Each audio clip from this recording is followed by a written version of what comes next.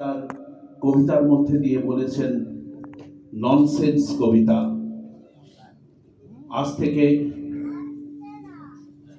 1923 সালে 102 বছর আগে সুকুমার রায় প্রয়াত হয়েছেন। তার রচিত কয়েকটি ছড়া আমরা আজকে এখানে শোনাবো আমাদের এই ছোট্ট শিশুদের মধ্যে দিয়ে। আমি আপনাদের সঙ্গে পরিচয় করিয়ে দিই। সায়ন গোস্বামী,